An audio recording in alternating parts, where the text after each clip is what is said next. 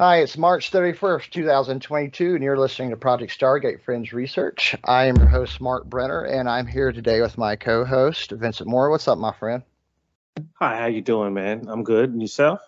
Doing good, man. Doing good. Today we got a really exciting guest.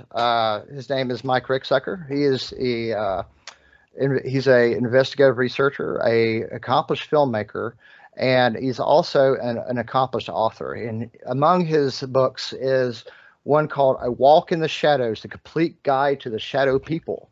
And just got done reading this book, and I think you did too. What I thought it was a great book, man. What did you think about it? I really thought it was a really fascinating book. I mean, in my opinion, I think it's the first time I've ever really seen this subject matter, um, put together in this way.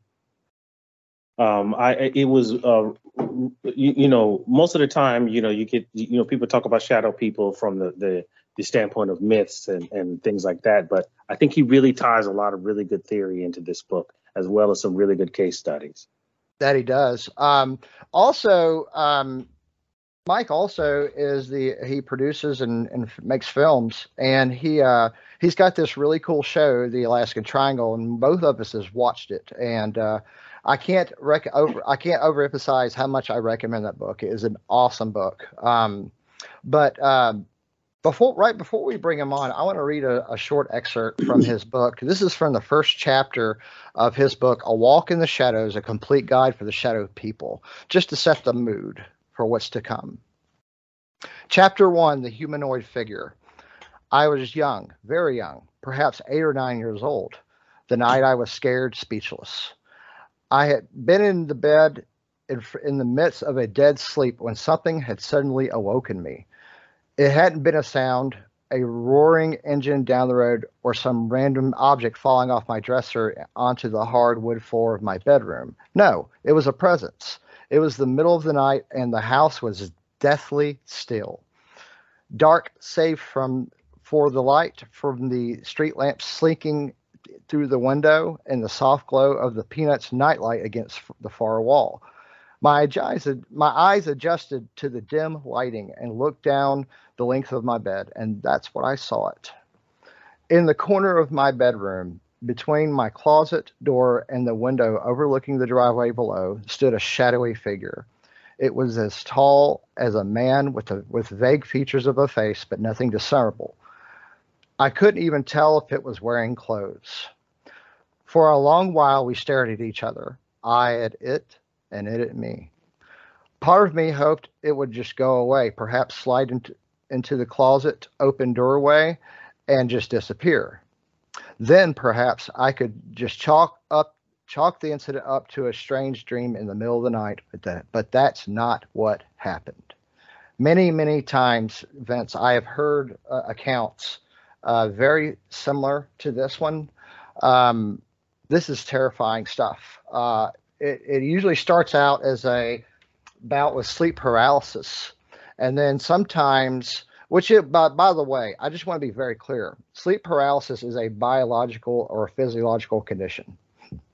And I think I hypothesize that whatever these entities are, and it may be a whole hodgepodge of things, and we're going to get into that later on, maybe at the end of this segment or or sometime in the next segment. But there's many possibilities of what these things are, and I'm really excited to have Mike on. It's going to be great. Yeah, the thing that really resonated with this book with me is, I've had both experiences with what I believe to be shadow people, and I've also had experiences with sleep paralysis. And then I've also had other people that tell me these stories. So I think these are things that we hear about all the time, and either someone tells us or we experience it on our own. So just the reading these case studies, it just brought back those how I felt where you're laying there helpless, or you see somebody standing in the corner in your room. It's really terrifying, I would say. It is. It's awful. I think most people at one point has had a bout with sleep paralysis, but either way, This is we're going to go deep into this. We're going to sail right into the unknown again. And also in our second hour, I want to maybe we can get into that his hit show, The Alaskan Triangle. I love that show, man. Just Yeah, I love love that the show. show too. Yeah, I even rewatch it. Rewatch the rerun sometimes. It's rewatchable because he films it in a way. He's such a good filmmaker. His films seem to be meant as a learning tool in a way as well. It's entertaining, it's informative, it's thought provoking. I'm ready to bring him on. Yeah, me too. I'm looking Let's do forward to it. Let's do it right now, man. Let's go ahead and bring him right on. All right. Let's see if we can get him up here real quick. All right. Hi, Mike. Thank you for being with us and welcome to Project Stargate. Yeah, absolutely. Thanks so much for having me this evening. Really appreciate it. The welcome. pleasure's ours, my friend. Vince and I have been, we're just talking about your book. We both finished reading it yesterday, and we've been watching your show also for quite some time now. Thank you. Very good stuff. I like how your show, and I want to talk about your show in the next hour at some point. But what I was telling Vince before you came on the program is I like how your filmmaking style is like that of entertaining, is very informative, and it's very thought provoking. And how did you get into all this stuff? What was it? Was it experiences you had, or what happened? Yeah, I had experiences going all the way back to, when I was very young, about 8 years old. Woke up in the middle of the night and there was this tall, dark figure standing in the corner of my bedroom. I had no idea what it was at the time. It of course was a shadow person, but I didn't know from that at that point in time. I just thought there was an intruder in the house and he was about to kill me. That's about what you think at that age. Fortunately, I'm still alive to tell the tale, which is great. But it did get physical with me, and it approached the bed, leaned over. I'm just staring up in this blank black face. But there's nothing there. No eyes, no nose, no mouth, nothing. I'm trying to scream. My mouth opens up and nothing's coming out because I'm just too terrified and frightened. And what it ended up doing was it grabbed me by the wrists, crossed my arms across my body, and then ran off down the hall. And of all places, into a closet. After that, I found my voice, found my legs, ran off to my parents' bedroom screaming. And, they're very nice, kind parents, trying to console me, calm me down, trying to tell me I just had a bad dream. But, I know I hadn't had a bad dream. I was awake for this whole thing. So that was my first real significant experience. And I, had several more after that. Wow. I think I know I've had sleep paralysis at least a few times that I can recall, and it's terrifying. You literally you feel like you're it's like your body just hit the off button, and I felt pain, I felt pressure, I felt like I couldn't breathe, kind of felt like a panic attack but worse, definitely. Yeah, and that first experience that I had with the shadow person, I actually wasn't paralyzed because, I could open my mouth. Nothing was coming out because I was just too terrified. But my arms, were crossed. I was able to turn my head and watch the thing go down the hall. But I have had sleep paralysis, kind of the reverse of the way people normally have it. Usually people wake up and they're still paralyzed because it's a very natural biological phenomena where the body paralyzes you while you're sleeping so you don't act out your dreams. But I had it happen the other way where and it's happened a couple times where my body was just so exhausted that it shut down on me. My mind was still awake, and in both cases I was in a workplace environment at the time. And the first time I was in the military, so you don't want to get caught sleeping on the job while you're in the military. No, you don't. Yeah, and I wasn't asleep, and that was the crazy thing was, I was wide awake except my body was asleep and I couldn't move, and that was terrifying. That it is, man. So you had these experiences when you were little, and how did you get? Was that what drove you to write these incredible books and the show and do your filmmaking and all that? Yeah, I mean, there's a lot of things, a lot of factors that came into play. My second significant experience was, when I was 13, we had moved into another house, and there was a shadow entity in that particular house. Now, the one when I was little, that house in Massachusetts, that was just a one-off incident. It was the only time it ever happened. The only time I ever saw that particular shadow. This new house that we moved into in Ohio when I was 13, I'd be unpacking boxes, putting things away, and there would be this shadowy silhouette of a person, very translucent, standing in my doorway. And I'd turn and look, and boom, he would go running off. And this happened several times over the course of several days, where I'd keep seeing this thing in my doorway, and he would take off running anytime I go look at him. So I finally asked my mom what was going on, if she had seen this thing, and she actually had. She admitted to me she had also seen the same thing, but Wow. she wasn't alarmed or worried about it. She was just very kind of nonchalant about it. So, couple great things. One, it affirmed for me what I was seeing. I wasn't crazy. And two, hey, if mom's not worried, I'm not going to be worried. So I started calling this thing Tom, like peeping Tom, because it would peep in my bedroom. And, so I'd look in the doorway and say, hi, Tom, and off he'd go. So those things were happening in the house for maybe the first 3 or 4 months that I lived there.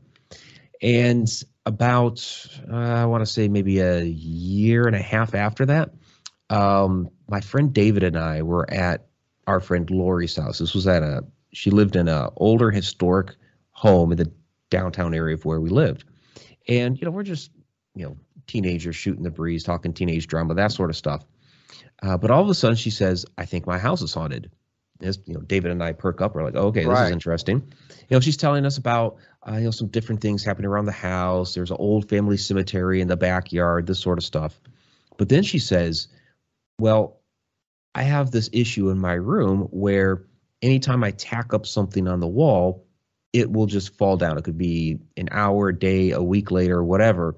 She can't keep anything tacked up on the wall, like, posters and things like that, like, normal teenagers would do. Right. So David and I, we're going to go investigate. This is my first little paranormal investigation. We're going to go check it out. So we go up into the bedroom. We're looking around, checking out the wall. Lori's telling us some more stories about what happens in the house. And all of a sudden, David, and I didn't realize this about him until that moment, was that he was extremely, extremely sensitive. And so he put his hand flat to the wall like that. And all of a sudden, he turned this bright red and started sweating profusely. I'm looking at David like, oh my gosh, what's going on with my friend? And so he started going wall to wall in the house to try to find the hot spots, to see if there was any other places that might be having this sort of thing going on. And that was the moment that I knew, okay, this is absolutely fascinating. I knew right then, in some way, shape, or form, I was going to be involved in this for the rest of my life. That's really interesting. You seem to have we seem to have some things in common here, Mike. We really haven't had that much time to talk and privately or anything yet, but I've had experiences as long as I can remember. And Vince has had a few himself, actually. Your book. Now, I want to talk about your book, A Walk in the Shadows, Complete Guide to the Shadow People. Vince and I both agree that this is something that needed to happen. This book. Thank you. Because there's a lot, and it's very well written. And I'm not just telling you because you're my guest, but it is a very, very well written book. Thank you. It's I like how you broke it down in the chapters with a great introduction to what you're writing about, and then you went into from the first chapter on, you went into all these different variants of these shadow beings, and I'd like to talk a little bit about that. Sure. So I know there's one of the ones that I keep hearing a lot about is the Hat Man. Tell us about the Hat Man. Yeah, the Hat Man. So yeah, there are a lot of different varieties of these shadow entities, like you were saying. And you have the first part of the book kind of break that down between humanoid figure, Hat Man, you got the mist, wisp, hooded figures, all this sort of thing. And the Hat Man, in a lot of ways, he looks like what we would call a humanoid figure type shadow person. So it looks just like a person, is it's in the shape of a human being. But this particular entity wears a hat. Now, It could be different styles of hats. It could be a fedora style hat with or without the trench coat. Sometimes you can see other clothing. It could be a top hat with or without the matching cape. Some people have seen wide brimmed hats, not cats, wide brimmed cats. There we go. I've even had one person tell me that they saw a hat wearing entity wearing something that looked like an archer style hat, like almost out of Robin Hood. So large variety of different hats that they could be wearing. And there are a lot of theories as to what the hat may be doing. Like, why are they wearing the hats? Are they trying to mimic humanity?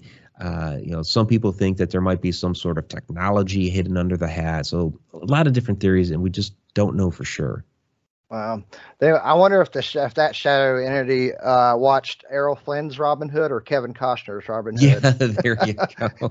I like both of them, by the way. My dad. I grew up. One of the movies I remember watching with my dad when I was little was Errol Flynn's. Love it.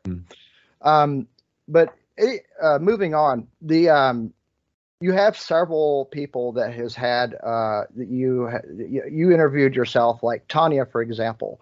Can you tell us a little bit about that particular case? Tanya with the top hat. Yeah, it was kind of interesting. I'm trying to remember all the details from it, but yeah, basically she was, saw this, hat wearing shadow entity wearing the top hat with the cape kind of floating in through the room. And, when she did some research on that particular house, she discovered it had once been One-Eyed Jack's mortuary. So, she had the question, okay, is this somebody left over from the mortuary days, or is this something else? That's a good question. We were talking about that earlier, and I'd like to get into some of your ideas later on about what these things might be. I've had one experience that I can recall. My wife saw it too. It was like six of them, like literally six of them. Going out? It looked like they were running along the side of the room, and they were exiting out the wall where my window was, and there's like this glow and everything. It was crazy. Like, it was just insane. Oh, that's interesting. Okay. Yeah. Was the glow a particular color?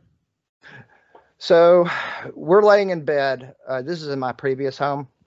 Okay. And when our bed was kind of the foot of the bed was facing the window, and it wasn't a real powerful glow, but it was a glow. You could see that there was something outside my window making this, and it was kind of a yellowish, whitish kind of glow.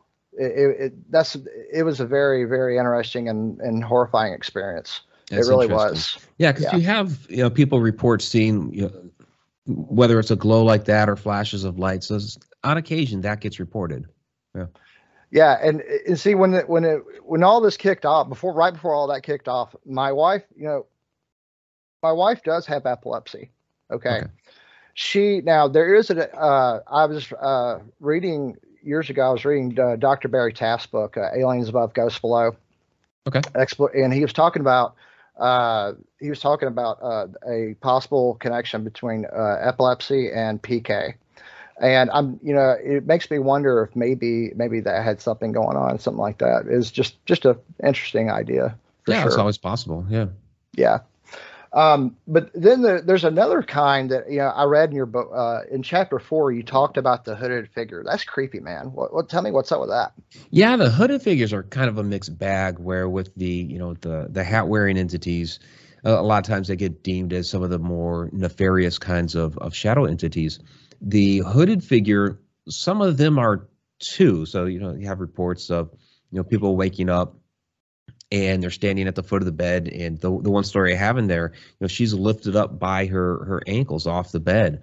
Another woman woke up and she had these hooded figures surrounding her bed chanting, so, very, very creepy. But on the flip side of that, you have other stories where, one hooded figure that was probably the spirit of a monk, because it was at an old abandoned abbey. The woman goes falling down the stairs, and he reaches out to catch her to save her from falling. Another one where the little boy was very, very sick, and the mother kept seeing this shadow entity going down the hall toward his bedroom, and she thought this was like an omen of death. It's a harbinger of death. He's coming to take the boy. And what ended up happening was, they were at the doctor's office one day. They're going to run all the same tests that they've been doing for this boy. All of a sudden, the doctor turns his head as if somebody's talking into his ear, turns back around, and says, let's try these other tests. They run these other tests, discover that the boy actually has some other illness. It's treatable. They can take care of it and do so. They never saw the hooded figure again, and she believes that hooded figure was actually in the room there with the doctor. They couldn't see it at that particular time, but it was there telling the doctor what was going on. So Wow. Very, very different stories. That's kind of similar to some accounts of near-death experiences I've heard at the moment of death. Sometimes people report seeing like their family members. They report seeing various people, even people that are like brothers or sisters who died as infants or whatever. They're like, "Hey, how are you?" And then they pass on. It's really interesting. Yeah, no, that stuff happens. Like my grandfather on my mother's side, when he was in the hospital his last couple of days, he was visited by his grandfather. Now, he had never met his grandfather, but there he was in the room coming to visit. So, yeah, you hear some interesting stories like that. Wow, that's incredible, man. I have a question also. So, when I was a kid and we had just moved to the house where my parents live now, I remember I was in the kitchen, in the refrigerator, and we had this little hallway. And I remember seeing, it looked like a little person, like a really short black figure peeking around the corner. And I caught it out of the corner of my eye. And as soon as I looked, it moved. It went away. And, me being curious, I walked around to see where it was, and it wasn't there. I've heard stories about shadow people peeking around corners and things like that. Is this something that you hear about often when you're doing your research? Like, quite a bit. Sometimes they're various heights, but sometimes they're short also. Right. Yeah, they could be a number of different heights, peeking around corners. That's why I called Tom Peeping Tom, because he would kind of show up in my doorway, and sometimes he'd do that same thing where he'd peek around the corner. A lot of times he'd be standing in the doorway, but other times he would just kind of peek around the corner. But yeah, other people report that sort of thing where they will see a shadow kind of peeking around the corner. They're definitely different heights, because some of these shadow beings are actually human spirits. So, not all of them are, a demon or an interdimensional being. Some of them are ETs, but some of them are human spirits as well. And some of them, can be child spirits. And we've actually seen that on several of our investigations where we've seen the shadows that are different heights, rolling black smoke morphing into the apparition of a little girl. So it's like, okay, there is actually a shadow that is a human spirit. Another one at Campsville Grade School, it's in the very first chapter of the book on humanoid figures, where it was a shorter shadow entity that we caught on camera, and when we did height comparisons later on, it would have been about the height of a 10-year-old child, which makes sense for the environment that we were at because it was an old school. Wow, good question, Vince. Now moving on, there's chapter 5 in your book. One of the other types of encounters people have is like a mist. Tell me about that. That was weird. That was Sorry, weird. some music just kicked up on my computer for like a second. That is really quite strange. all right, my friend. We have a lot of anomalies on the show. My interview with Daryl Sams last year went bonkers. I'll have to tell you about that another time. Anyway, go ahead. Sorry. Yeah, the mists. So these shadow entities don't always come fully formed as what we would call like a humanoid figure. It doesn't always look like a person. Sometimes it has more of an amorphous type of state. So I've seen this several times. I just kind of mentioned the black smoke morphing into the apparition of a little girl. Another place where I saw this was during an investigation that was featured on the show The Haunted, where the adult daughter of the house kept seeing this red-eyed shadow entity in her closet. The name of the episode was called Monster in the Closet. And we never actually saw this red-eyed shadow entity. I mean, we saw a lot of activity that was going on in the house when we did the cleansing. That was just nuts. But where I bet. actually saw, yeah, it was, where I I can actually only saw, imagine. yeah, where I actually saw the shadow though was the cat was going crazy, got very skittish one night and was, going from the living room into the dinette area, ended up making its Wow. way back toward the into the kitchen and then back toward the bedrooms, and it stopped right in front of her doorway. Now I was shadowing the cat. I was kind of following it. And when it stopped in that doorway, I looked into the room and I saw why it stopped. It's because there was like this black cloud that was in the middle of the bedroom. And, the cat decided to get out of there, slinked around the doorway and back into the living room. And I tried taking a photo, stupidly used a flash and, annihilated the area with a bunch of lights. So I didn't actually get it on camera, but yeah, that was really interesting because as I was looking at it, it was starting to kind of slowly dissipate away. So, but yeah, you hear about these different shadow mists and clouds of smoke and things like that. It almost sounds like, this is just a hypothesis, but it almost sounds like that maybe maybe it's like some kind of a partial manifestation. Maybe it's trying to manifest. Maybe there's not enough energy. Right. And people will ask that, was it trying to form up and manifest into that red-eyed shadow entity? Maybe, there's no way to know for sure, but because there was a lot of activity that was going on in the house, not just the red-eyed shadow entity. So was it that? Was it something else? We'll never know, but it's always a possibility. What else happened? Can you give us any more details? Yeah, well, like the cleansing night. I mean, that was just off Yeah, the charts. tell us about that. Man. Yeah. So, we had Carl Johnson out there, demonologist, to help us cleanse that house. And everything was going along fairly well until the Taliesin, the girl, came into the house. We had the family stay outside, but she had to use the restroom. So she came in, uses the restroom, and all of a sudden we find her in the master bedroom, and she's talking at something unseen at the wall, and she's asking questions like, why are you in the house? Why do you keep terrorizing me? Why do you keep terrorizing the cat? That sort of stuff.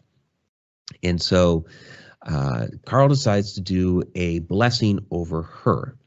So as he's doing this blessing over her, all of a sudden she doubles over like she got punched in the gut, and she's just like, oh, like that.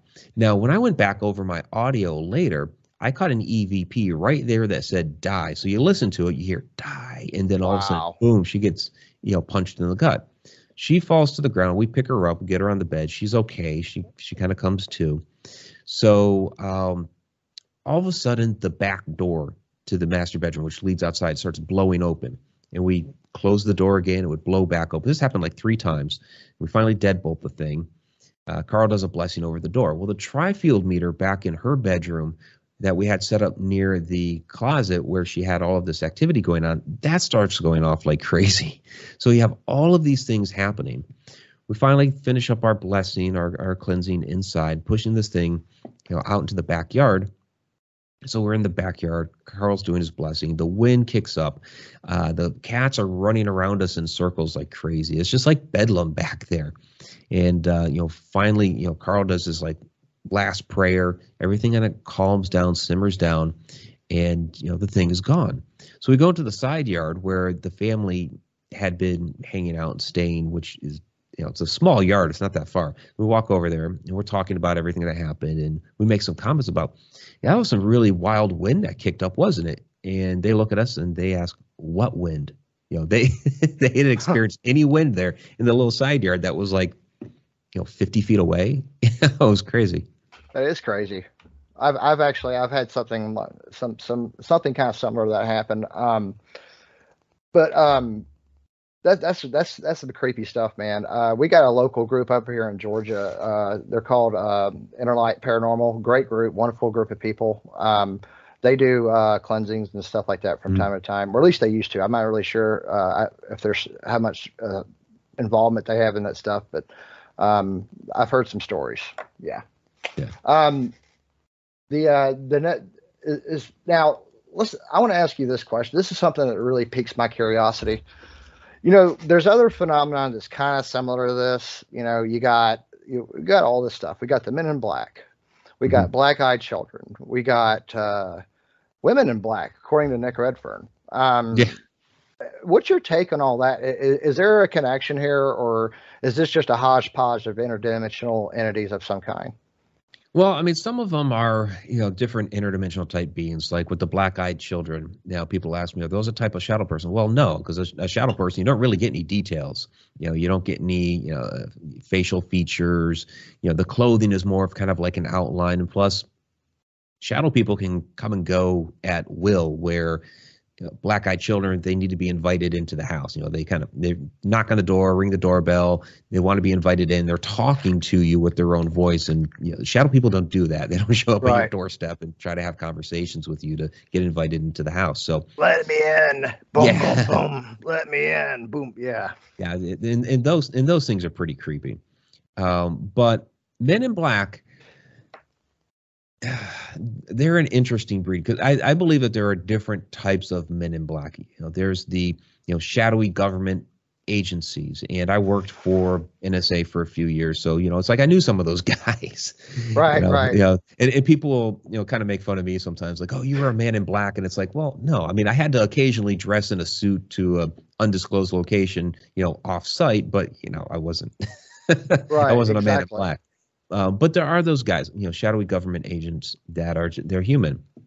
But then you have these other ones that seem like, maybe they're extraterrestrial, or maybe they're, some sort of interdimensional being or something like that. And the story I like to tell for this is Albert K. Bender, who founded the International Flying Saucer Bureau in 1952 during the big UFO flop that year. And, this was an organization that went big immediately. It went international into the UK, Australia. You got to remember, this is a time where you didn't have the internet, and to make a long distance phone call was going to be very expensive. But yet here he was within a year with 2 international offices and a newsletter that he's publishing, and, all this stuff. And out of nowhere, he suddenly shuts it down, and people didn't understand why. And it was, almost 10 years later, he finally publishes a book and explains what happened. He's finally going to talk about it. And what it was he had come home one day, and materializing through the wall of his bedroom were these 3 shadowy hat-wearing beings with glowing eyes, and they smelled like sulfur. And they talked to him telepathically and told him that he needed to stop what he was doing. He needed to stop trying to pursue everything that he was doing with UFOs. And as they kind of explained to him what was going on, they told him that, they were here from some other planet. They had a base down in Antarctica, and they were harvesting resources. And once they were done with their mission, which was, going to take 15 years, and they'd already been partway into the mission. Once they were done with their 15-year mission, then he would be free to talk about it. And so once they left, that's when he talked about it.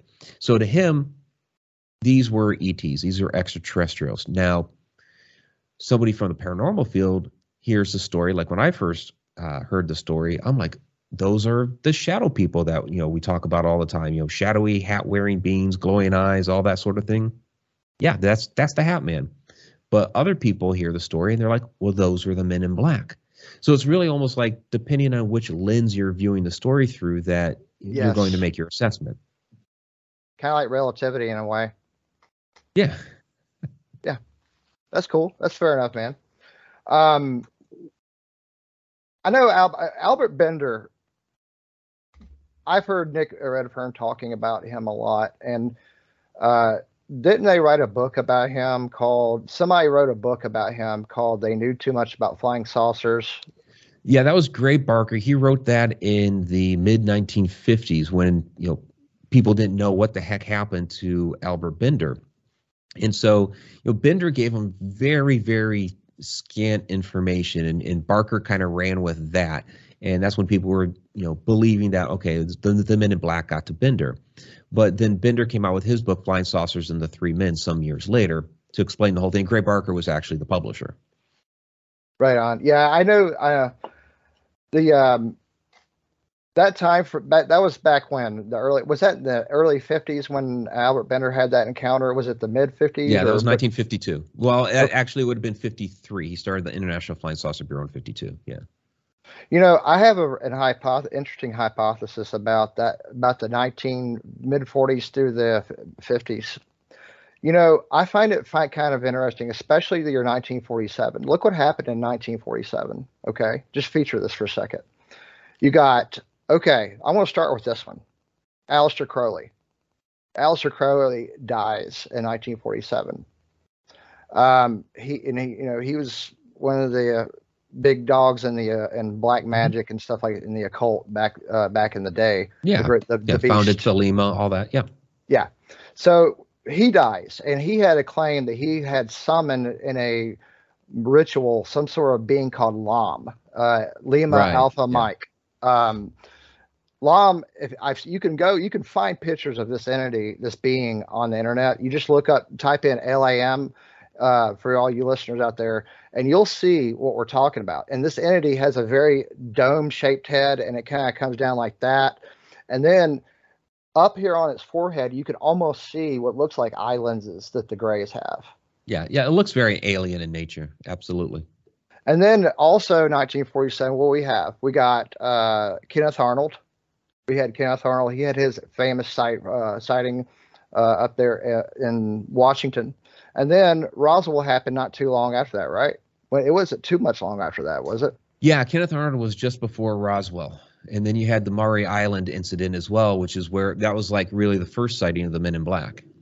Right. And that's the one where the father and son and their dog was out on a boat out there in a lagoon or right off the coast a little bit. And these donut shaped looking things, I think it was donut shaped. Mm-hmm. They kind of just came in hovering above them, and one of them dropped what looked like some molten, what they described as molten something. It's like they called it slag. Yeah, it was just slag. Like chunks of metal, and one of them hit the dog and it killed the dog. Didn't it break the kid's arm too? Yeah, the kid. It hurt the kid, killed the dog. Yeah, it was pretty gruesome. Yeah, I mean, I'll say. And then I think the Army Air Corps or the Air Force, I think it was the Air Corps still, sent a couple people to get the evidence. And my understanding is when they were not long after they took off, they crashed, like the plane apparently caught fire. Yeah, really bizarre circumstances, but it could have been an accident. And the Men in Black were there to visit as well, so it makes the whole thing very suspicious. Yeah, in the 18 years, Mike, of research into various paranormal subjects, I have to admit I really have a hard time believing in coincidences as far as things being coincidental a lot frequently. I'm more inclined to believe in synchronicity. I don't believe in coincidences either, so I'm with you there. I think I'm sure there might. It could be. I'm sure a coincidence happened, but I don't think it happens like people say it does. I think that there's a purpose behind virtually everything in some way. But anyway, that year, that was a big year. That was a big year. It was, yes. And that time, that 10-year time frame, I mean, a lot of stuff happened, man. But anyway, moving forward, one more thing I want to talk about in your book before we get to our break here. The Wisp. Tell us about that. Yeah, so this is, in some ways it's almost like the mist, but it's very, very translucent. A lot of times it's just long, tall, narrow. You can barely see the thing, and it moves super, super fast. So it's just a very light. Even the guy Tom that I saw might even be able to be classified as a wisp because he was very, very translucent, but he was very, very fast as well. And the one incident that really stood out to me, my experience with the wisp was at a restaurant called Johnny V's in Muskogee, Oklahoma. And we had just finished up a paranormal investigation. A couple guys were up in the bar area, a couple others were out in the front restaurant area. And I decided I was going to do a last photo sweep of the restaurant. So I'm walking through the main kitchen door, and all of a sudden, this little, dark, like I said, wisp just darts right across the room and boom, slams into this door that's it's just a little side door very flimsy. It's just a little metal door. You could tap the thing with your finger and it would open because it was, for waiters and waitresses to carry large trays of food through to the from the kitchen to the restaurant. But the crazy thing is that the door didn't move even though you heard the loud boom, bang. So that caused me to question, okay, what in the heck did I just see? Because, I mean, you could barely see it, but it happened. I called out to the others. Hey, did you guys hear that? And they're like, yeah, we heard that. I have a nice little audio clip of it, too, of this loud bang. Yeah. And so for a moment, I'm thinking, okay, these guys are messing with me. So I'm like, did you guys throw something at the door? And they're denying it. So I actually walked through the little side door, and I'm looking down at the ground. There's nothing at the ground. And even if they had thrown something, it would have moved the door because, again, it was really super flimsy. So, examining this incident later on, I'm thinking about, okay, what happened? I think that this was an experience with an interdimensional being. It's something that bled over into our plane of existence from somewhere else. When I walked through that door, it was like I scared it. Like maybe it thought I was a shadow person. Maybe it thought I was a ghost, something. Like almost out of the others. Yeah. Good movie, by the way. Oh, Great yeah, movie. definitely. And, I scared it and it took off running. I believe on its plane of existence, it blew right through that door and that door opened wide and off it went running into the dining room. But on our plane of existence, I couldn't see it because we're in a different dimension. But sound works on a different wavelength. And so I was able to hear the sound of it come through the dimensions because it's on a different wavelength, different vibration, even though I couldn't see it. So it really became like a crux of a lot of my research. Without violating, of course, this is killing me here. Without violating any security oaths, because we all, you're in good company. Me and Vince are also veterans. Okay, great. Thank you for your service. Thank you. Thank you. Thank you both. So, without violating any confidential or classified information, was agencies like the NSA and CIA, were they interested in paranormal research, general paranormal research? Oh, that's a good question. So, yeah. I admittedly, I did a little poking around there while I was at NSA, but everything is on a need to know basis. Right. Even though, for one, everything's compartmentalized. So, I had a top secret clearance, but there's different letter compartments assigned to whatever you're allowed to get into. But even if you have that clearance, you still can't get through those doors unless you have a need to know. So, yeah. In my little bit of poking around, it's like, okay, I can see something's going on over there, but I can't get in there and see what the details are. That ends. Excuse me. You had the the Stargate project that the military was very involved with. Yes. Up through the early 1990s. In fact, the last offices for that project were at Fort Meade, where NSA is at. And they closed it down just months before I showed up there in 1995. So, but yeah, they were. I mean, that started with the Stanford Research Institute. Hal Puthoff, all those guys, Pat Price, and that started early 1970s. So they ran the program for a good 20, almost 25 years. Pat and that's Price all, was and that was all remote right? viewing. Wasn't he? Yeah, Pat Price was the detective. He's the one that died under mysterious circumstances. Yeah, and he's the one with the Alaskan Triangle where he detected that the extraterrestrial base in Mount Hayes. Oh my gosh, we're gonna have to talk about that, man. We're gonna get into that. Vince, before we go to break, Vince, I'm gonna hand it off to you for just a little bit of Q&A before we go to break. Is that cool? Are you okay with that, Mike? Yeah. All right, Vince, I want to hand it to you for a moment. Well, I actually had a question about. I read that part in your book where you were talking about this mist moving through the door and you're hearing the sound. That particular part of the book interested me because you really got into things like the multiverse theory, quantum physics. Do you feel, I mean, based on your research and what you've observed, that the behavior, the way that we observe the entities moving and how they disappear, are they moving through? Are they moving through different dimensions of space, maybe different directions of space or time that maybe we can't really perceive because we perceive time and space as a certain way? Like we're three-dimensional Good creatures. question. Right. That sounds like fourth dimensional physics. Right. Yeah, and it's something that I get into in some of the different classes on the Connected Universe portal. I get into time. I get into personal resonance, vibration, how these different things work. So I have something I call stacked time theory. I coined it that term some years ago, and then throughout research I've done over the years, it's like, oh, okay, well, Einstein had a similar concept, so it's not original. But the idea that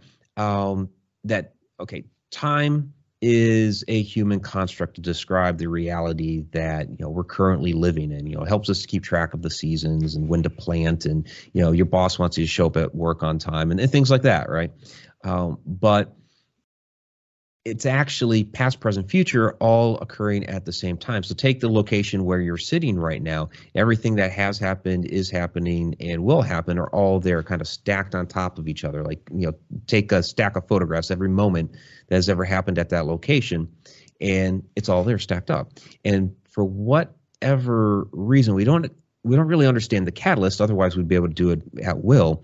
But for some reason, two of those moments will occasionally resonate at the same frequency, and we'll get a glimpse of that reality. So you hear some of these stories sometimes of time slips where people actually witness another like moment in time playing out, but there's interaction there. Like, you're looking at something that you think is a ghost, but the ghost is looking at you like you're the ghost.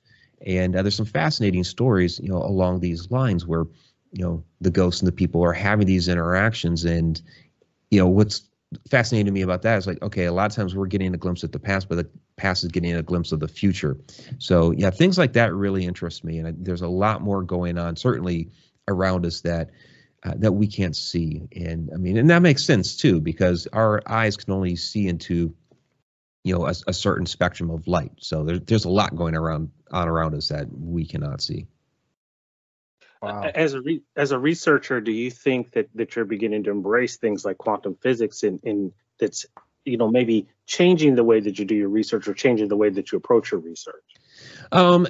Yeah, a lot has certainly changed over the years as far as and I say that at the very beginning of my book in the introduction. I reserve the right to change my mind on anything. Right. As we continue to learn and grow, other things are going to come to light. Well, we're seeing now these fascinating studies coming out of Antarctica with like the Anita Project and Project Ice Cube and things like that down there, where they're finding these strange interactions with neutrinos that shouldn't be happening. And they're coming back and saying, well, it looks like there's a parallel universe that's a mirror image of ours that's running backwards in time. And this stuff came out a couple of years ago.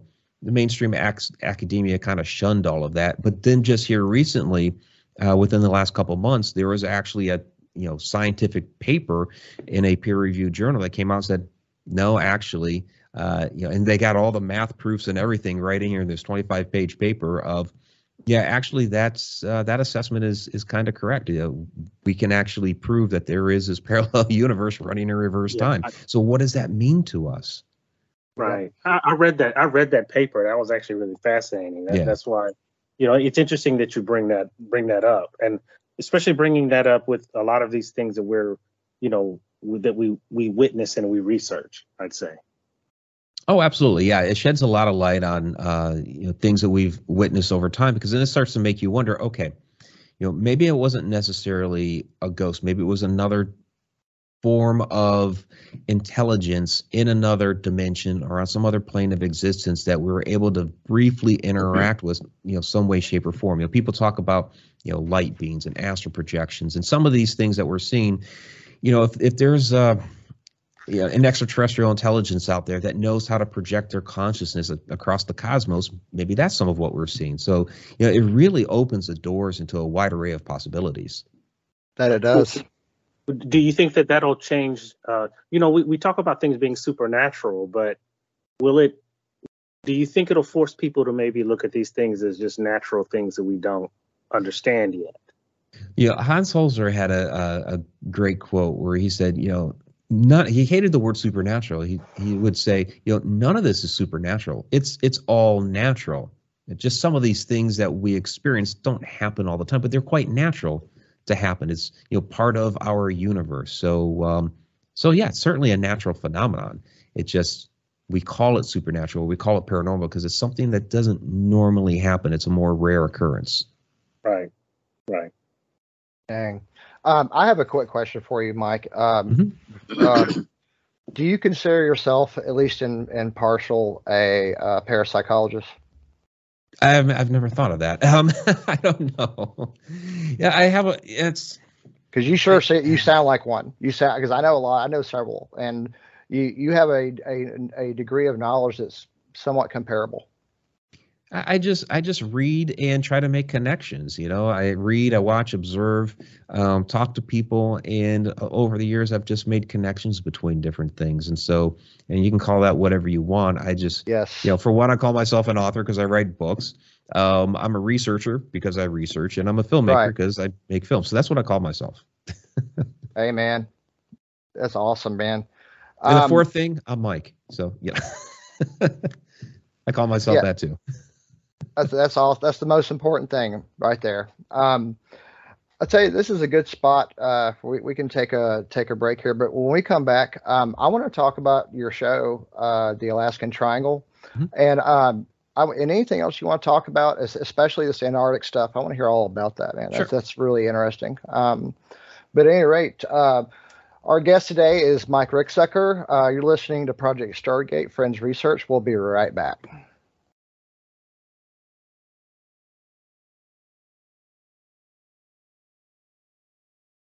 All right, and welcome back to Project Stargate Friends Research. And today we have with us Mike Ricksecker, and we were talking about his book, about the Shadow People, a great book. But he also has a lot of other things going on. He's got a program, he's got a TV series right now, and he's got several things going on. He's got a podcast. And Mike, I'd like to hear all about this stuff. I'll let you start with whatever you like to start with. Yeah, we had just mentioned there during the break about the Shadow Dimension docu-series, and this is a 6-part series currently running on Tubi TV, so you can go out there and watch it for free. And what I tried to do, the challenge with this docu-series was, filming during COVID, kind of annihilated some of the places we wanted to go to with this, because the idea was, okay, there are all these different locations that have this reported shadow activity. Can we find some similarities? What is powering this activity? So we ended up going to what's known as the Conjuring House. We went to Mineral Springs Hotel out in Alton, Illinois, like we were just talking about there. And so then we examined different people's stories, which is kind of where we start. I share some of my experiences. I bring other people on sharing their experiences with these different shadow entities and a whole variety of different things. Then we get into some of the different theories about who or what these things may be. Are they interdimensional beings?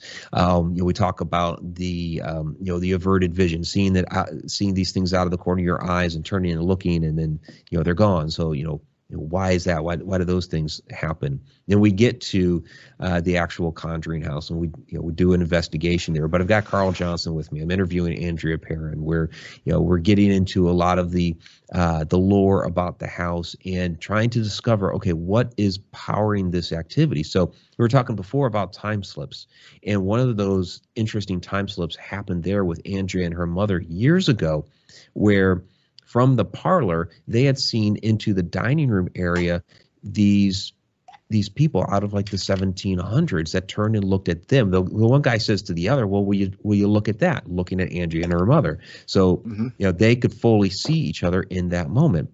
And you look at the history of the house, and a lot of things kind of are centered in one area. Now, things happened all throughout the house, all throughout the property, but some of the more significant things, if you go from the bottom of the house, is this, they call it the well room, because there is an open water well that's right there. It still has water in it. It's open. And then the walls of that room are limestone capped with granite blocks. So it's like this perfect little power plant that's down there, and it supercharges the house. So that time slip happened in the parlor, just above that room. You go up another level. Well, this was Andrea's old bedroom. This is where people repeatedly saw this shadowy black smoke. When I was up there, I was getting lightheaded in that room, something crazy. Really? Yeah. And then this one photo that I took, it was really bizarre because everything in the foreground of the photo is crystal clear. And then from the doorway where people repeatedly saw this shadow smoke, everything is like shifted to the right. So there's an interior window because the house was added onto over the years. And then behind that wall, there's an exterior window, which we could not see. And I could not see that through my camera, but yet for some reason, it's actually there shifted to the right. And it looks like the window was on the chalkboard. There's a chalkboard on the one wall that's over there.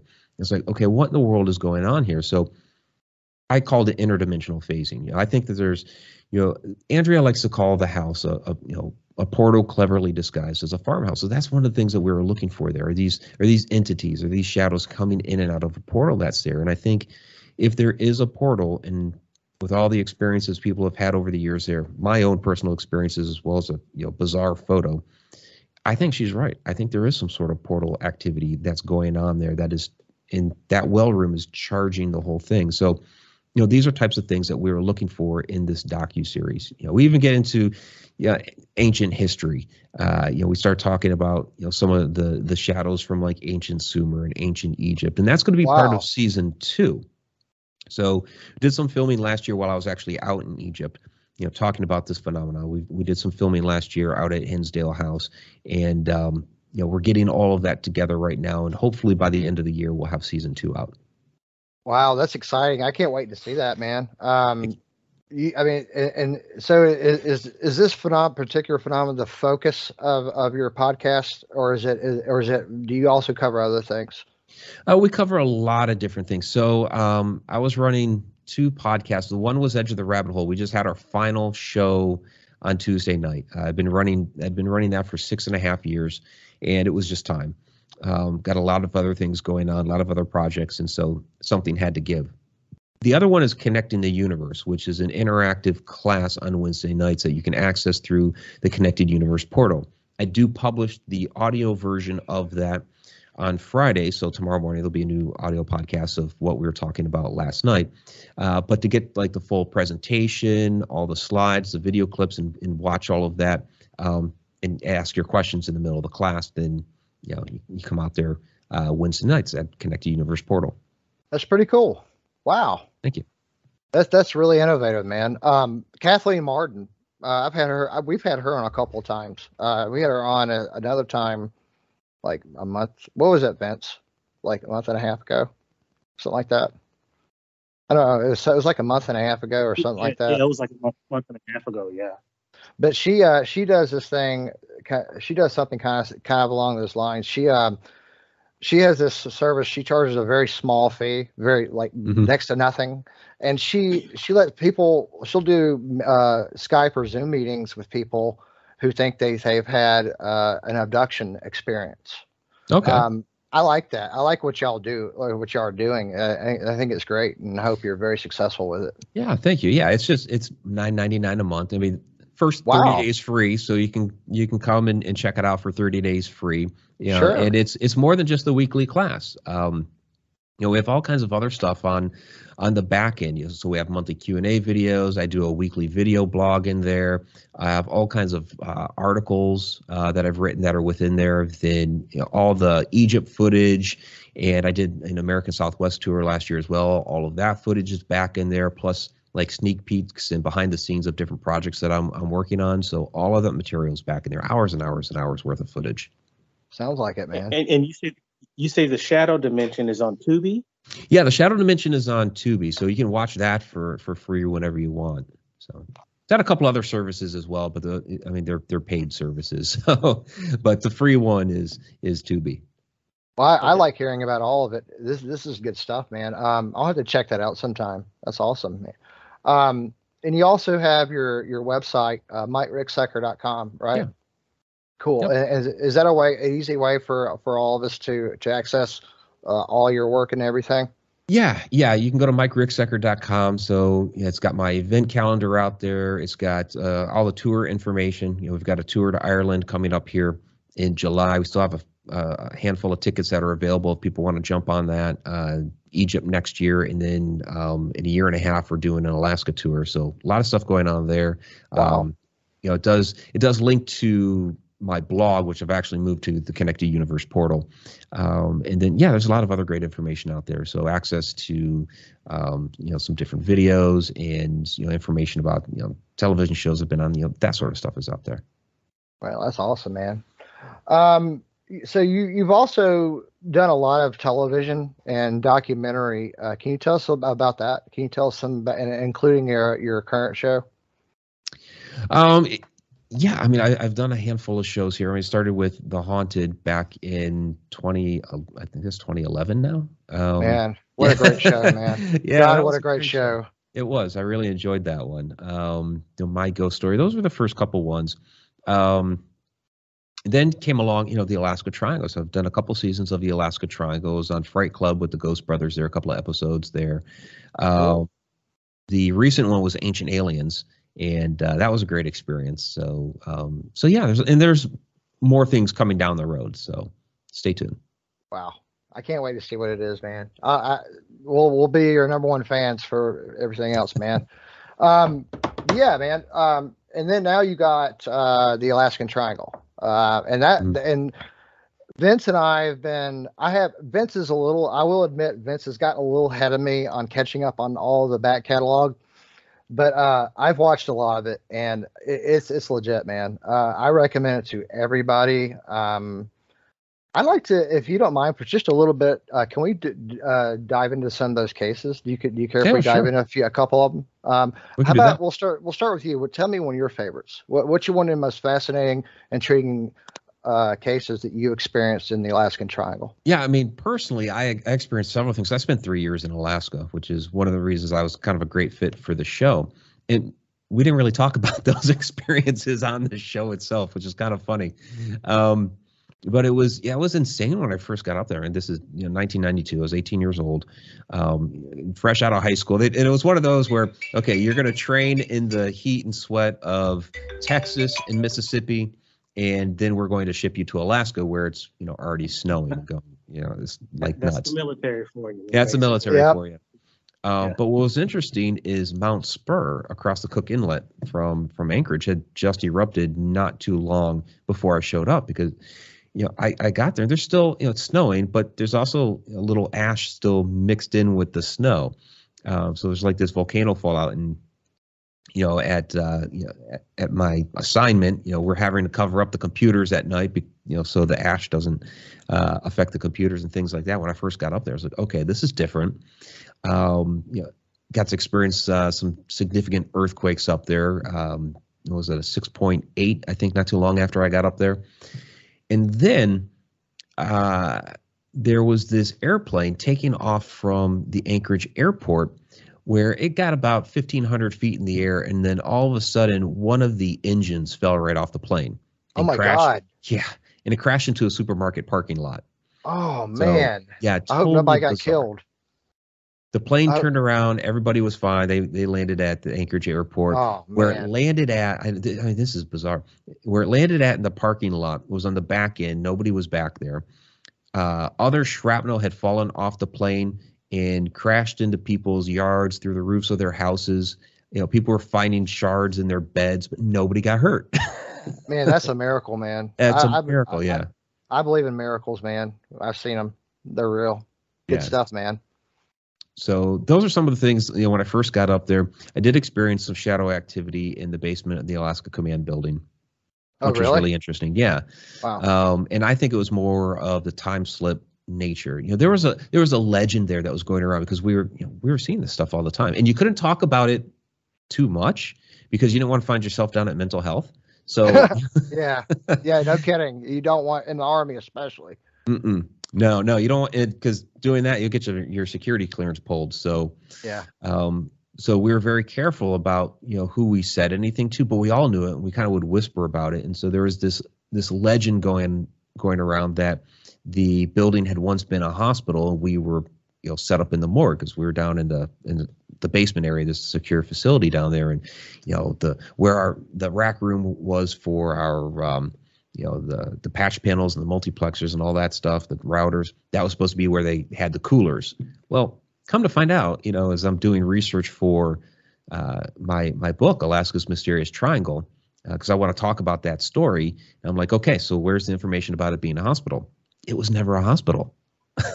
Wow. So it's like, where did everybody talked about it once being a hospital? So where in the world did the story come from? And so I think it was one of those where they came up with the story to explain the bizarre activity down there, and just thinking about, okay, so if it wasn't a hospital, then what was going on down there? And I think we were getting a glimpse of people past and present kind of passing through those dimensions, or those, little time slips, kind of like we were talking about earlier. I think that's what was going on down there. Yeah, when you say, I want to clarify something. So when you're using the term time slip, are we talking, I've heard a lot of paranormal investigators talk about residual hauntings. Is that kind of the same thing? Or is that the theory? Is that No, kind of the same thing? a residual haunting would be more of a playback of an event. So there's no interaction there. You're just watching, something just play out. So, we talk stone tape theory and that sort of thing. A time slip is more, there can be interaction with yourself and a past point in time. So like when we were talking about before at the Conjuring house, where the two gentlemen turned and looked at Andrea and her mother and said, well, will you look at that? They could, 2 points in time, able to see each other. So that's what we're talking about with the time slip. Man, that is so. You're creating a monster here, man. You literally, this right. The idea of that, of two people mingling across time, transcending time like that, is just incredible. But at any rate, your book. You wrote the book first, about the Alaskan Triangle. And then now we got the TV show. One of the cases I really found one of the most fascinating was the one about the triangle. I mean the pyramid underground. What is it? Is there really a pyramid underground in Alaska? And if so, what do you think happened to get it there? Yeah, that's a great question. So just to clarify, though, I wrote the book after the show. I mean, I'd been there long beforehand. But yeah, they kind of, bringing me onto the show inspired me to write the book. I'd had experiences up there, but it wasn't anything that I had thought about writing about as its own standalone book. I figured, one of these days I'll include those stories in some other work. And, once I got on the show, it was like, okay, this is a no-brainer. Yeah, we're going to write this now. Boom. So, and that was great because, it gave me a chance to kind of, relive some of those years. And, being a young guy, just, out of high school, off on my own for the first time, 4,000 miles away from family, I was a little traumatized, especially with the conditions that you experience there in Alaska, which are not fun during the winter. That kind of helped me to put some of those different things to bed. So it was a therapeutic write as well. So yeah, the Black Pyramid, it's interesting. Does it exist or does it not? Because we don't have any tangible physical proof of it. We're going from anecdotal stories that the people have told, where, Doug Munchler, talks about, well, I saw this, news clip on TV and never saw a follow-up. So I went down to the station and, they said that they did not have the tape. And there was some aide or whatever that pulled him aside as he was walking out of the building and said, well, no, some other guys came earlier and got it. Okay. Very conspiratorial. What's going on there? You have to take him at his word. And other people have kind of come forward over the years and shared other stories where they're also saying, yes, there's something going on there with this Black Pyramid. But again, it's all these stories. So it's one of those, do we trust what they're telling us? To me, I'd like to believe it because, I mean, I've been in those situations where that's all you have. That's all you have is a story, and you don't have the physical proof, but yet it happened. So, how do you get people to believe you? It's a tough situation. But when that came about, China was doing nuclear testing, and so the geologists had set up some seismographs because they knew it was going to happen, and to see what kind of readings they would get from the shock waves. And this is where that pyramid came into play, is the shock wave, as it passed through that region, created this pyramidal shape. And so that's kind of what we're going with here. Oh, that's really interesting. You also talk about there's a lot about cryptids and UFOs. Mm-hmm. Tell us about that. Yeah, I mean, you have some really significant UFO sightings in Alaska. The most famous is the Japanese Airlines in 1986, where the CIA and the FAA and all these different organizations got involved in this. Reagan got a scientific team together, and yeah, basically the CIA shut the whole thing down. But yeah, really significant sighting there in Alaska. But these things have been going on for years. You mentioned 1947. Well, just before everything with Roswell and what have you, there was a UFO sighting up there in Alaska too. The Kodiak Island has had a lot of different sightings over the years. So then you have Mount Hayes, which is a potential extraterrestrial base that Pat Price had viewed into years beforehand, and others have in years since. Other remote viewers have backed that up, and they're never told, can you view into Mount Hayes and tell us what's there? They're either like, given coordinates or whatever. Okay, here are the coordinates, or here's something for you to tune into. Tell us what you got, and they always kind of report the same thing. Right. So that is certainly interesting. That it is. I wonder, as far as remote viewing is concerned, I'm fascinated with extrasensory perception. Clairvoyance is one of my most the one that's most intriguing to me. I had a very interesting conversation with Dr. Barry Taft one time, and we were talking about clairvoyance and how it might theoretically work. And what he presented to me was, imagine the fabric of time and space being a sort of a cosmic hard drive, for lack of a better term, and everything that's happened already and is going to happen is happening right now. Like this conversation we're having exists and will always exist, and is at least in the form of information. Yeah, and I think we're just tuning into whatever that piece of information is. I think everything is, well, we know everything's vibration. You get down to the molecular structure of objects. You get down to the atom. The atom is vibrating. Nothing's solid. Take my mouse. It looks solid to us, but all the little atoms inside it are actually vibrating. So that's what it all comes down to. So I think if we can tap into that frequency, and I personally don't know how to do it, but others do, that they're able to access that. I mean, when it comes to me, because I do get some things, it's kind of random. So somehow, some way, I'm able to, for a moment, pick up on something, and okay, that's interesting. But other people have learned how to focus their energy into being able to tune into it, and I think it comes down to personal resonance of frequency and vibration. Yeah, I have these for research purposes. Okay, sure. And my wife, there's really no other way of putting it. She's psychic. She has a lot of empathic abilities, and it seems like she has some sort of a clairvoyant ability, because out of 10 tests with these Zener cards, she actually consistently, all 10 times she did it, she was very consistently scored between 14 and 24 out of 25, very consistently. Nice, great. All of them. And as a matter of fact, in the future, I'm planning a live experiment here on this program, and I'm gonna have some participants and some have a parapsychologist, somebody who is very adept with remote viewing, and we're going to perform an experiment and see for ourselves. Nice. Definitely. That sounds great. Yeah. Yeah. Can't wait, man.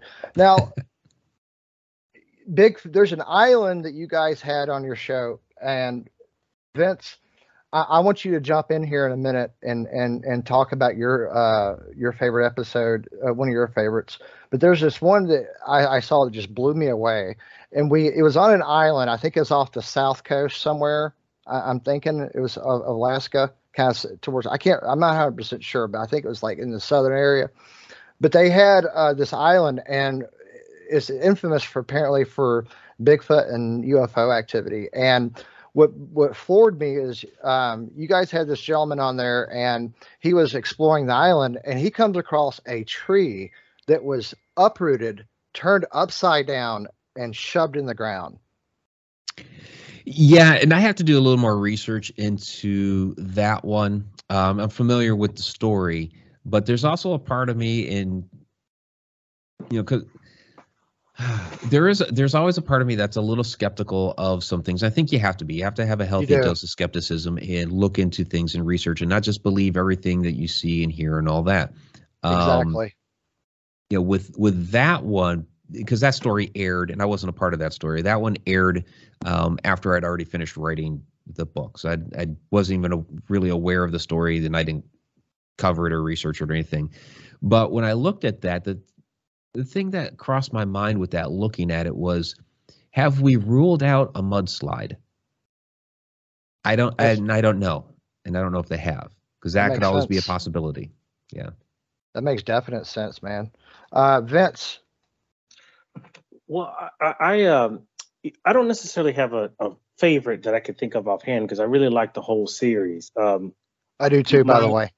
My thoughts on it is you do a really good job of you not only talk about the things, the stories that you may have experienced or heard, but then I think you give a really good idea of what the culture of Alaska is like, which is unlike any place else in the United States at all.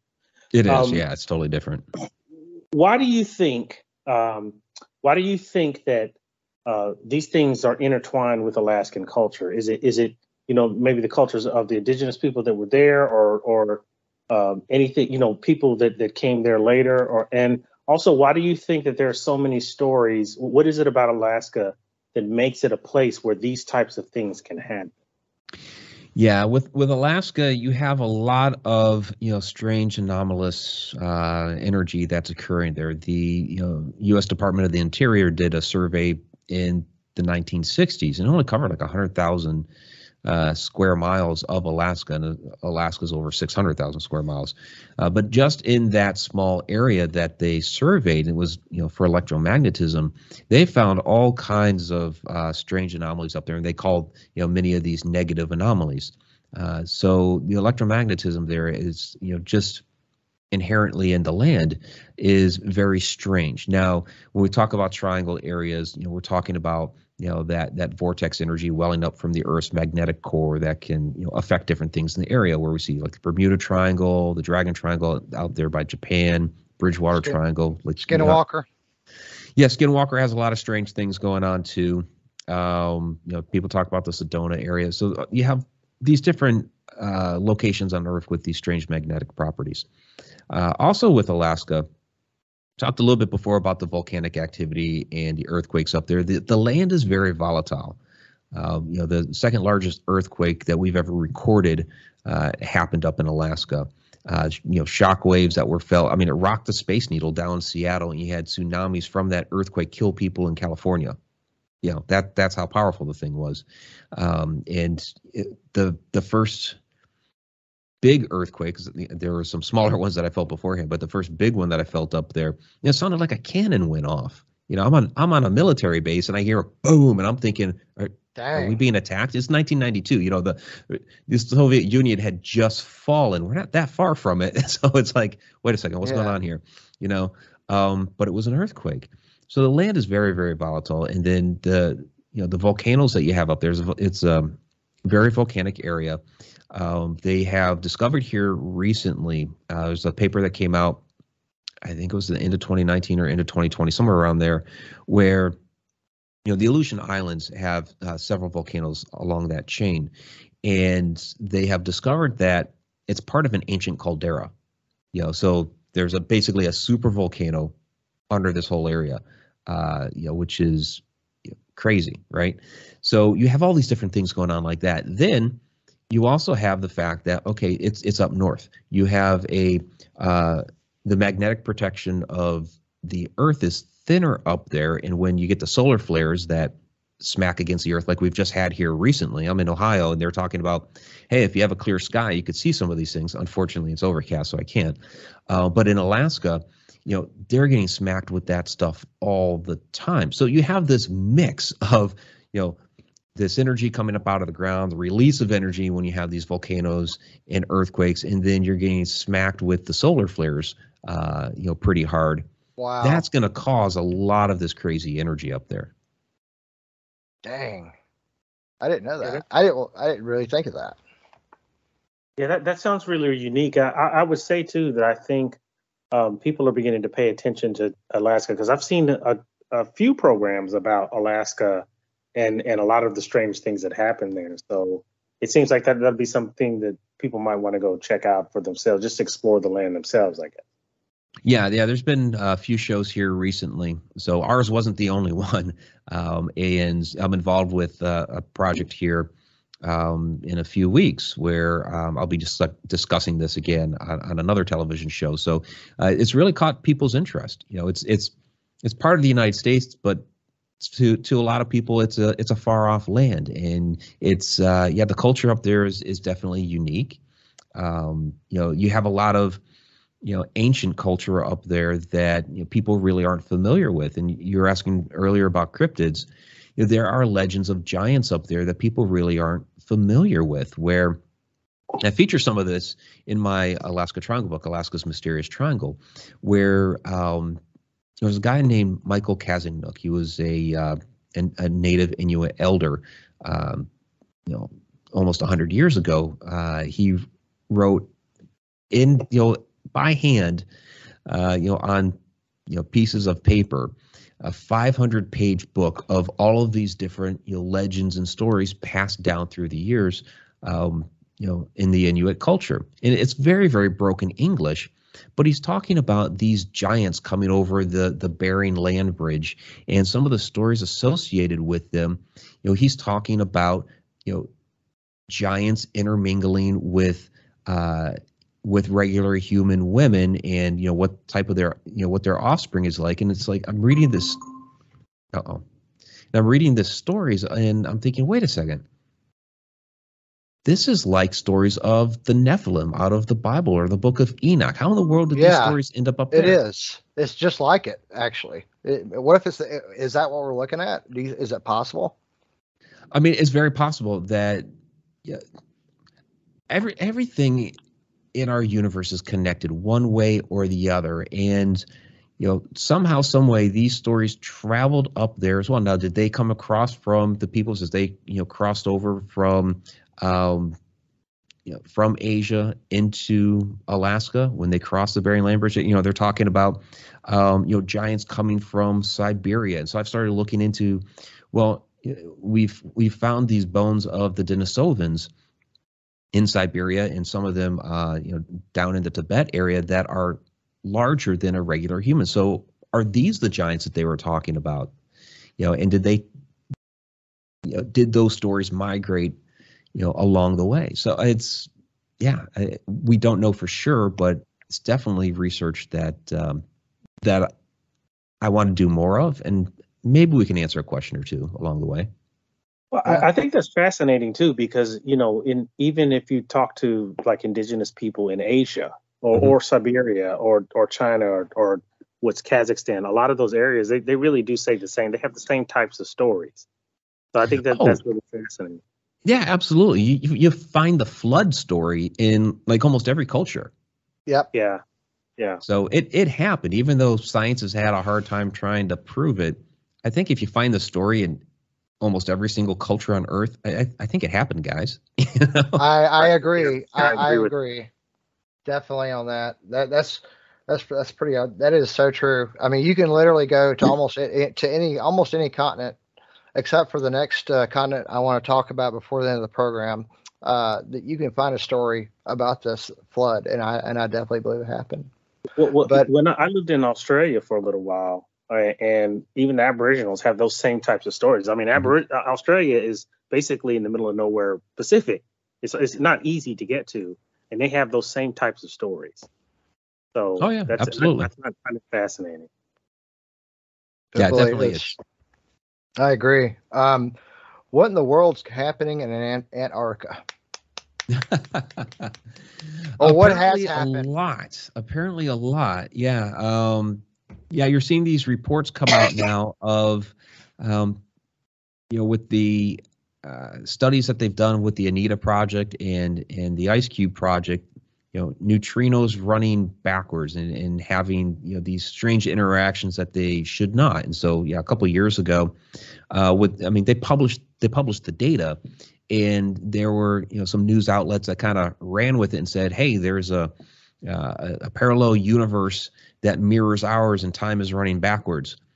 And, you kind of had the more traditional academia and news outlets say, well, wait a second, that's not it. These guys are kind of off their rockers over there. Well, fast forward 2 years to now, and you're seeing these new articles published by like Live Science and Space.com and, some of these, more, I guess, reputable news outlets that are like, oh yeah, now there's a new paper that just came out that's published in a, peer-reviewed, accredited journal that, there is a parallel universe apparently running in reverse time.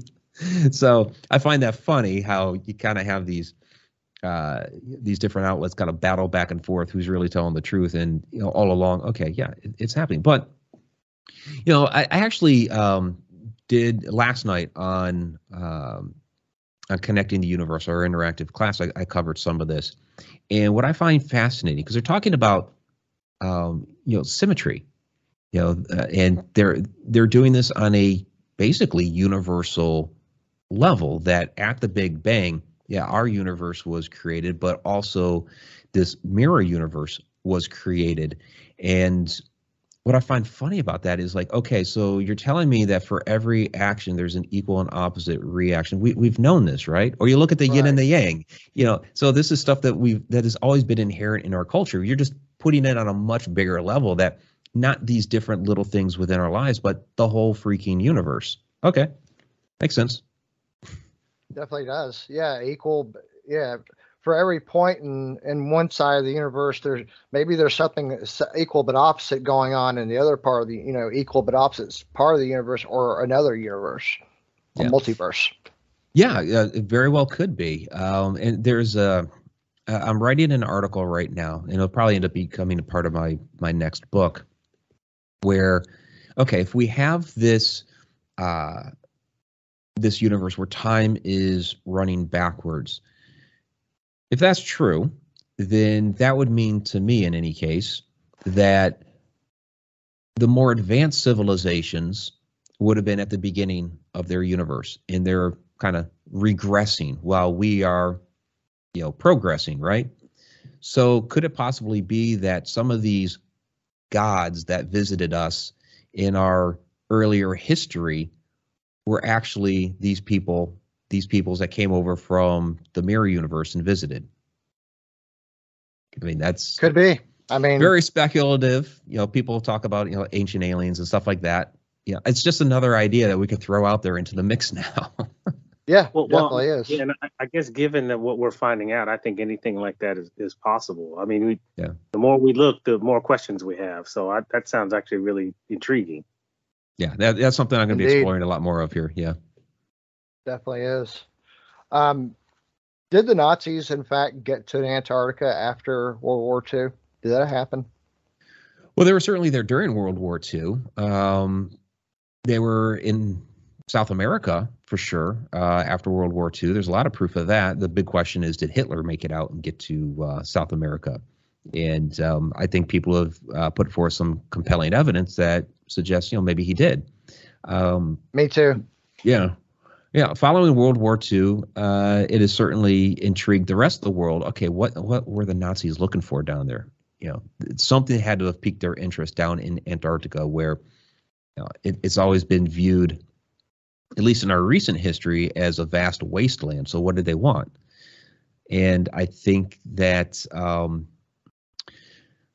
when it comes to Antarctica, I think there's things hidden under the ice there that would be very beneficial for us to find. And it's all going to be speculative at this point.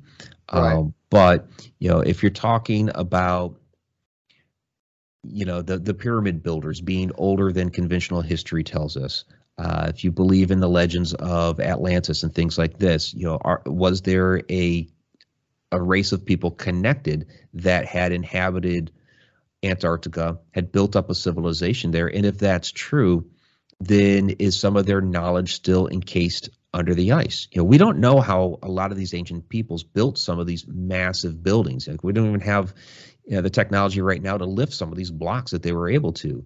So it's possible that that technology and that knowledge is hidden there under the ice, and it would be beneficial for us to find it. I mean, if we're talking like, possible maybe anti-gravity technology that lifted some of these blocks, and it's there in Antarctica under the ice, I think we would want to find it, and maybe that's part of what the Nazis were looking for. Very possibly. What's at the South Pole? What's at the South Pole? South Pole is a place where all time exists. You could stand there in that one spot, and you'd be in every time zone. That's crazy. That is insane, man. I know. Same thing at the North Pole, but right. But yeah, well, I don't know. I mean, a lot of people talk about alien bases and things like that. Right. It's possible, Wow. You see some imagery come out of there, and these very, perfectly shaped. They look like pyramids that are there. So are they? I mean, we haven't sent people there to actually go and inspect, but the imagery that comes out of there is pretty interesting. And we at least know that it used to be a rainforest there. We have found jungles, all under the ice when we've drilled. That's wild. Wow. I wonder what happened. I mean, did the pole shift? I mean, what happened? Oh, there have definitely been pole shifts.